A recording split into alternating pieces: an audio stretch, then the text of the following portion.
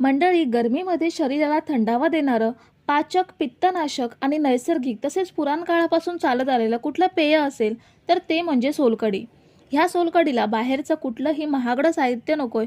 अगदी घरच्या साहित्यामध्ये आपली ही थंडगार सोलकढी तयार होते. चला तर आपण आज मस्त अशी थंडगार सोलकढी बनवून घेऊयात. त्याआधी मंडळी, जर तुम्ही माझ्या चॅनलवरती नवीन असाल तर मात्र चॅनलला लगेच सबस्क्राईब करून घ्या. सोलकढी बनवण्यासाठी सर्वात महत्त्वाचा पदार्थ आहे तो म्हणजे कोकम. मी इथे एक नारळाच्या खोबऱ्यासाठी 15 ते 16 कोकम घेतलेत. हे लहान लहान कोकम आहेत म्हणून 15 ते 16 कोकम घेतलेत. काही वेळा मोठ्या आकाराचे कोकम सुद्धा बाजारात मिळतात. मोठ्या आकाराचे कोकम असतील तर 10 ते 12 घेऊ शकता. आता हे कोकम आपल्याला भिजवून ठेवायचे आहेत. त्यासाठी ह्यामध्ये अर्धा ग्लास कोमट पाणी घालूयात. खूप जास्त गरम पाणी घ्यायचं नाहीये. हाताला हलकं गरम लागेल एवढंच कोमट पाणी ह्यामध्ये घ्यायचं आहे. आता हे कोकम अर्धा तास पाण्यात भिजत ठेवूयात. एका मिक्सरच्या जारमध्ये एका नारळाचं खोबरं घेऊयात. हे खोबरं मी मोजून घेतलंय. पूर्ण 2 वाटी एवढं हे खोबरं आहे. खोबरं आपल्याला ओल्या नारळाचंच घ्यायचं आहे. त्यामुळे रस चांगला निघतो आणि चवीला सुद्धा छान लागतो.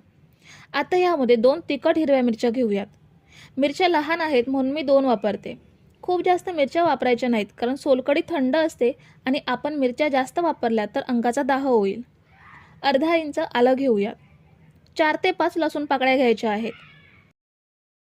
1 चमचा साखर घेऊयात आणि 1 चमचा जिरं घेऊयात. कोकमामुळे सोलकढीला हवा तसा गुलाबी रंग येत नाही, म्हणून मी इथे अगदी छोटंसं बीटचं काप घेते. ह्यामुळे सोलकढीला रंग खूप छान येईल आणि चवीमध्ये सुद्धा ह्यामुळे काहीही फरक जाणवत नाही. अगदी पाहिजे तशीच चव सोलकढीला येते. आता आपण ह्यामध्ये पाऊण ग्लास एवढं पाणी ॲड करूयात आणि छान बारीक वाटून घेऊयात. तर हे बघा, आपण हे अगदी छान बारीक वाटून घेतलंय.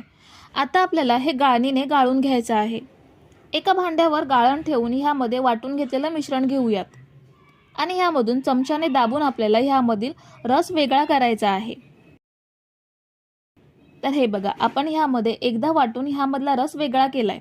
आता पुन्हा आपल्याला हे गाळणीमधील खोबरं मिक्सरच्या भांड्यात घेऊन पाऊण ग्लास एवढं पाणी ॲड करून वाटून घ्यायचं आहे. वाटून घेतलेलं खोबरं पुन्हा गाळणीमध्ये घेऊन ह्यामधला रस वेगळा करून घ्यायचा आहे. असंच आपल्याला पुन्हा गाळणीमधलं खोबरं मिक्सरच्या भांड्यात घेऊन पाऊण ग्लास एवढं पाणी ॲड करून बारीक वाटून गाळून घ्यायचं आहे. तर हे बघा, पहिल्यापासून 3 वेळा आपण हे मिक्सरला लावून छान असं नारळाचं दूध वेगळं करून घेतलंय. गाळणीमधील हा चोथा हाताने चांगला पिळून बाजूला करायचा. हा बघा, सगळा चोथा आपण रस पिळून बाजूला केलाय. हा चोथा टाकून द्यायचा नाहीये. ह्याचा वापर आपण इडली डोशाच्या चटणीसाठी करू शकतो किंवा माशाच्या कालवणाच्या वाटणामध्ये सुद्धा हा चोथा आपण वापरू शकतो. आता आपण अर्धा तास भिजत ठेवलेलं कोकम सुद्धा छान भिजलेत. ह्यांना हाताने स्मॅश करून घ्यायचे, म्हणजे कोकमचा सगळा अर्क पाण्यामध्ये उतरतो. आता हे कोकमचं पाणी आपण नारळाच्या दुधामध्ये ॲड करूयात. आपली चहाची गाळण असते त्यामध्ये हे गाळून ॲड करूयात. कोकम गाळून घेतल्यावर कोकमचा चुरा पुन्हा आपण मच्छी फ्राय करायच्या आधी मच्छीला लावू शकतो किंवा मच्छीच्या कालवणामध्ये सुद्धा हा चुरा वापरू शकतो. आता चवीनुसार मीठ ॲड करूयात आणि छान सगळं एकजीव करून घेऊयात. तुम्ही जर इथेपर्यंत रेसिपी बघताय तर तुम्हाला एक विनंती आहे की व्हिडिओला एक लाईक जरूर करा.